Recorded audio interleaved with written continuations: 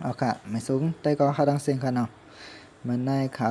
เขามาด้วยลายใส่ติดได้ในพงเนี่ยค่ะซัมซุงเนี่ยค่ะตัวเหลือหน้าเขาแอปเด็กเย้าในอันเบนฟอนต์อันเก่าจะมันแจ่มแล้วค่ะเนาะตัวเหลือหน้าค่ะแอปเด็กเย้าในวาเชียนมันเนี่ยโอ้เจอตัวนั้นวาเชียนเนี่ยมันได้ถึง 6.0.1 ค่ะเนาะเหมือนตั้งในเขาติดใจฟอนต์หลายอันอยู่ค่ะก็กล่าวว่าไว้สีแอปเด็กเย้าในฟอนต์มันจะนั้นมันแจ่มแล้วนะครับด้วยค่ะฟอนต์อันเขายามใจเหมือนตั้งในมันแต่มีหลายอันอยู่ค่ะฟอนต์ใจเหมือนตั้งในแต่มีนำเต็งนำโค้งขัดใจในค่ะเนาะเหมือนตั้งได้ยับใจในค่ะตัวแล้วแจ่มแล้วค่ะฟอนต์มันพวกเขามากดติ๊กเนี่ยมันแต่ให้ลบไปที่ค่ะเนาะก็ว่ามันติ๊กเอากว่าครับจะในมันติ๊กเอากว่าแฮซัมซุงในมันฮับพ้องเอาค่ะแต่ในก็ถอนแวดค่ะเนาะเอาถอนแวดก็เข้าค่ะเกินหลุดเลยกว่าเอามาอันนะฟอนต์ใหม่ๆเจ้านั้นค่ะเนาะฟอนต์ใหม่ๆเจ้านั้นเขาเดี๋ยวผักไว้ใต้ YouTube ในค่ะนะเมื่อเร็วพี่น้องค่ะด้วย YouTube เขาไว้ในกันค่ะเลยในค่ะแต่มีผ่ายไตในค่ะมีผ่ายไต YouTube ในค่ะอันผ่ายไต YouTube อันพี่น้องค่ะด้วยอยู่ในกดหิมเจียงมันในค่ะกดหิมเจียงมันได้ออกมากระไดมันในค่ะเนาะได้ออกมากกันค่ะเนาะอันไรก็เลยค่ะกดดังเลยนะคะเนาะอันเขาใจปลอกกาเขาแล้วก็กดเข้าอะกดเข้าอะดังเอาการสั่งว่าเข้ามาถึงในเอาก็เรียนว่าหนึ่งอินกระไดนะคะนะตีไดในเสเทียกตีไดในเสหลุดเอาดาวน์โหลดในขวาตีโตสอมๆด้วยค่ะเทียกใส่ค่ะไปกันครับเอาค่ะสั่งว่า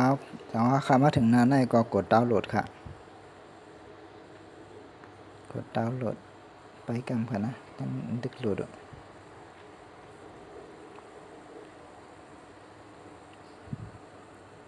มันตึกโหลดอยู่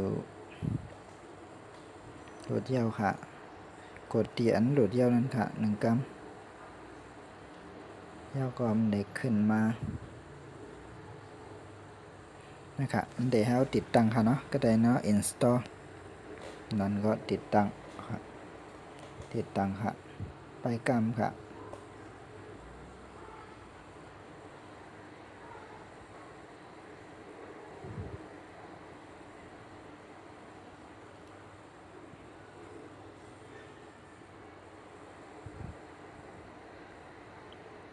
ไปกรัมค่ะเนาะติดตั้งแล้วครับว่าเขาขึ้นเปิดค่ะ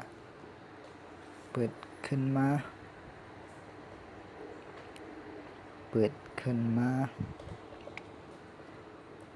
พงถึงพอเปิดขึ้นมาเขาขึ้นกดตัวตั้งหรือนะคะเนาะกดตัวตั้งหรือสุดใน Samsung 3นะครับแล้วก็ install ถึงกรัมค่ะเอาค่ะแล้วเขาขึ้นติดตั้งฟอนต์ค่ะเนาะกดติดตั้งค่ะ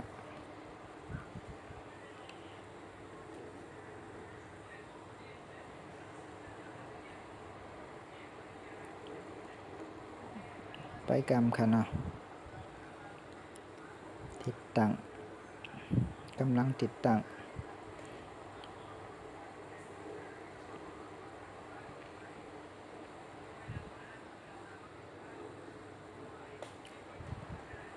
ไปกรัมค่ะเอาค่ะติดตั้งยาวค่ะเข้มแหลบกว่ายาวปอยเข้มแหลบกว่ายาวก็เอาค่ะขึ้นก่อนในขึ้นก่อนใน system การตั้งค่ามันถึงกรัมค่ะยาวก็เอาค่ะเราขึ้นเข้ากับดีฟอนต์ค่ะเนาะฟอนต์มันแบบอักษรมันพงใหม่ค่ะถึงอีกยอเข้าในจอภาพอันดังเข้าในจอภาพยาวก็ยาวก็เข้ามาในแบบอักษรในขณะฟอนต์มัน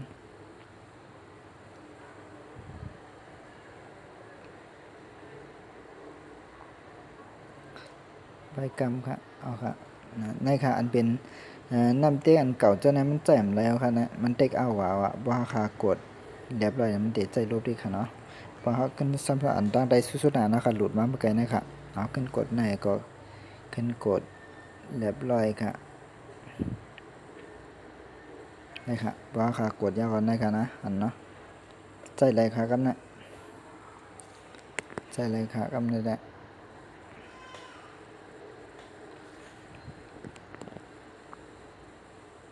กันมาเฮาขอใน Facebook ก็เฮาขาดด้วยเลยค่ะลิกใต้สัง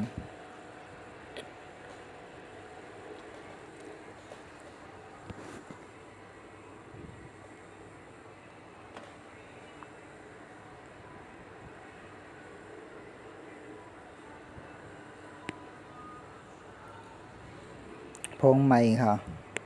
จังหวัดเทิงเอาค่ะมีหนังไหนเคยค่ะเข้มเล็บยาวค่ะกำได้ได้เอ็นเจอแล้วค่ะในนำใจไต้ว่าจะได้ก็